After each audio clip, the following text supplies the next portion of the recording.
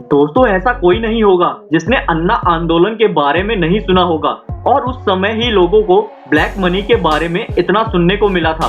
आपको तो याद ही होगा कैसे केजरीवाल जब हाथ में एक पर्चा लेकर चिल्लाया करते थे कि उनके पास मुकेश अंबानी तक का स्विस बैंक अकाउंट का नंबर है।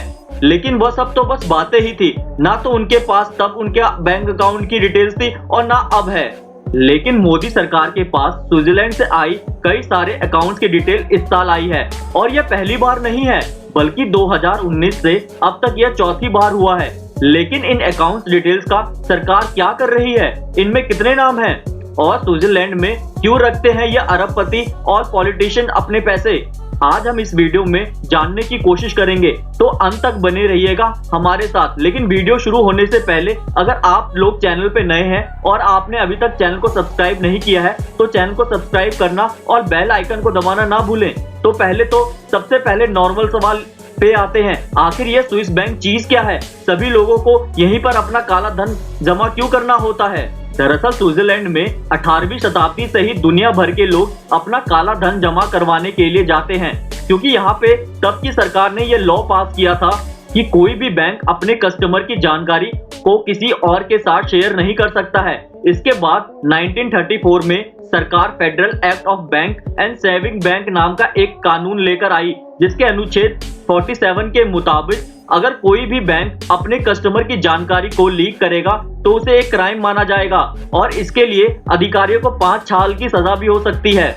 यानी स्विट्जरलैंड के लॉज ही ऐसे हैं कि वह वहां की कस्टमर की प्राइवेसी को प्रोटेक्ट करते हैं। स्विस लॉज के मुताबिक अगर किसी दूसरे देश के सरकार को यह इंफॉर्मेशन चाहिए तो पहले उन्हें स्विट्जरलैंड की सरकार की परमिशन लेनी होगी। इस परमिशन के बाद ही उन्हें उस अकाउंट होल्डर की भी परमिशन लेनी होगी।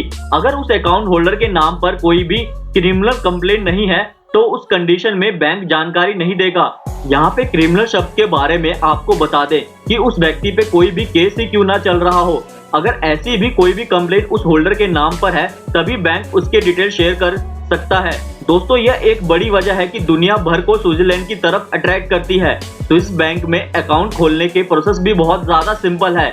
आपको सिर्फ एक पासपोर्ट जैसी बेसिक डॉक्यूमेंट और मिनिमम बैलेंस मेंटेन करने पर यहाँ पे एक अकाउंट खुला हुआ मिल जाता है। एक सर्वे के मुताबिक स्विट्जरलैंड के बैंक में अभी 7.9 ट्रिलियन डॉलर जितना पैसा जमा है, जिसमें से 50% बाकी देशों से आए लोगों ने जमा करवाया है। स्विस बैंकिंग सेक्टर आज वहां की जीडीपी में 10% का कंट्रीब्यूशन भी करता है और वहां की 10% जॉब भी यही बैंकिंग सेक्टर प्रोवाइड करता है। वैसे तो वहाँ काफी बैंक है, लेकिन क्रेडिट स्विस और यूबीएस बैंक ये 2 बैंक हैं जहाँ पे ज्यादातर लोग अपना काला धन जमा करते हैं। अब आते हैं भारत पर। जैसा कि हमने बताया कि स्विट्जरलैंड से ये जानकारी निकलवाना लगभग बहुत मुश्किल है, तो आखिर भारत सरकार के पास ये जानकारी कैसी आई? इसके लिए चलते हैं 2018 में, जब भारत समेत दुनिया के सारे देश स्विट्जरलैंड पे प्रेशर बना रहे थे कि वह इन अकाउंट्स की जानकारी को रिलीज करे और इसके बाद automatic exchange of information system बनाया गया, जिसके तहत स्विट्जरलैंड ये जानकारी देने के लिए मान गया। लेकिन इसमें भी बहुत कंडीशन थी। स्विस गवर्नमेंट से ये जानकारी लेने के लिए पेरिस की एक ऑर्गेनाइजेशन ऑफ इकोनॉमिक कोऑपरेशन ने बहुत सारी गाइडलाइंस बनाई जिनका पालन करना जरूरी था। जिसमें से पहली गाइडलाइंस यह थी कि अगर स्विस बैंक ये जानकारी सरकार को दे भी देती है तो इस जानकारी का इस्तेमाल वह टैक्स एविएशन के मामलों में नहीं कर सकते हैं। यानी अगर आपको इसी बैंक अकाउंट के होल्डर का नाम आप किसी और केस के साथ उसको लिंक नहीं करने की इजाजत बिल्कुल भी नहीं है। इसके बाद दूसरी गाइडलाइन ये थी, किसी भी हालत में उस देश की सरकार इन अकाउंट डिटेल्स को पब्लिक में लीक नहीं कर सकती है, यानी इनका नाम आम जनता को नहीं बताया जाएगा। अगर कभी भी इंफॉर्मेशन लीक भी होती है तो उसे इस पॉलिसी का वायलेशन माना जाएगा। यह भी मुमकिन है कि फिर स्विट्जरलैंड उस देश को यह इंफॉर्मेशन देना ही बंद कर दे। तो क्या क्या मिला है सरकार को? जो डिटेल स्विस बैंक देंगे उसमें अकाउंट होल्डर का नाम, address, country, tax ID number जैसे कि pan card number, account balance और टोटल कैपिटल जैसी इंफॉर्मेशन दी जाएगी। भारत समेत 101 देशों को इस सिस्टम से जोड़ा गया है और इनमें 101 देशों के रह रहे लोगों के करीब 34 लाख अकाउंट यहाँ पर हैं। भारत समेत 74 कंट्री ऐसी है जिनके साथ स्विस गवर्नमेंट ने रेसिप्रोकल इंफॉर्मेशन शेयरिंग की बात की है, यानी भारत भी स्विस गवर्नमेंट को जानकारी देगा और स्विस गवर्नमेंट ने भारत को इस इंफॉर्मेशन का ड्राफ्ट सितंबर 2019 में ही दे दिया था और अभी 2022 में इसका चौथा बैच हमें मिला है। ऐसा इसीलिए क्योंकि कई सारे देश हैं जिनके बहुत लोगों का स्विस बैंक में अकाउंट है और इन सभी लोगों की जानकारी एक साथ देना पॉसिबल ही नहीं है।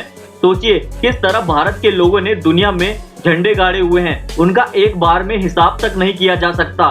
यानी अभी चौथा बैच आया है और अभी ऐसे कई और बैचेस आने बाकी है।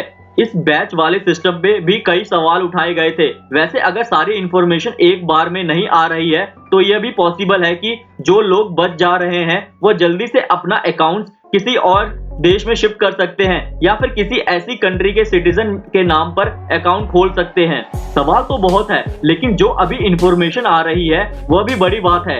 अब अगला सवाल यह है कि सरकार इस इंफॉर्मेशन का क्या कर रही है। स्विस बैंक की गाइडलाइंस के मुताबिक यह जानकारी भारत में सिर्फ central board of direct taxes के साथ ही शेयर की जा रही है, जिन्होंने इस तरह के मामलों को हैंडल करने के लिए एक फॉरेन एसेट इन्वेस्टिगेशन यूनिट का गठन किया है।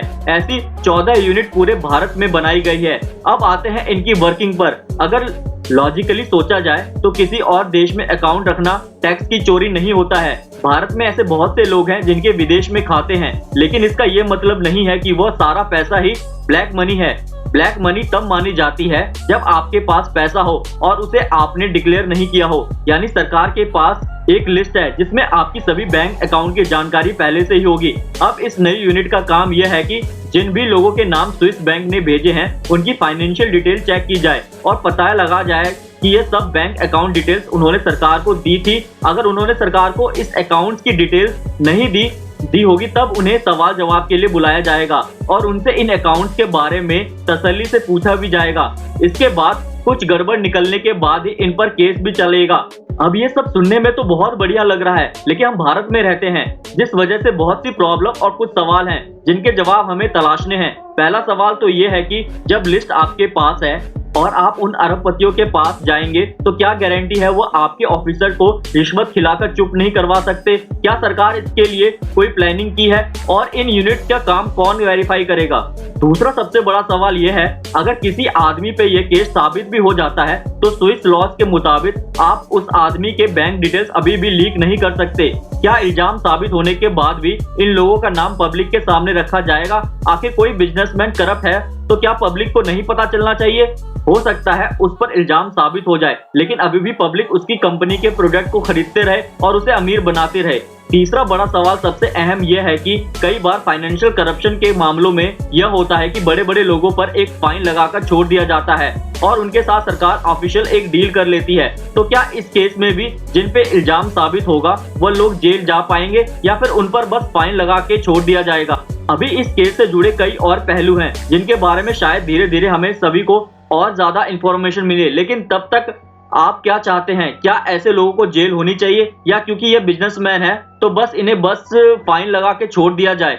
अपनी राय हमें कमेंट सेक्शन में जरूर बताएं। उम्मीद है आपको हमारी आज की वीडियो में बहुत सारी इंफॉर्मेशन मिली होगी। अगर आपको हमारी आज की वीडियो अच्छी लगी तो वीडियो को लाइक और चैनल को सब्सक्राइब भी कर दें।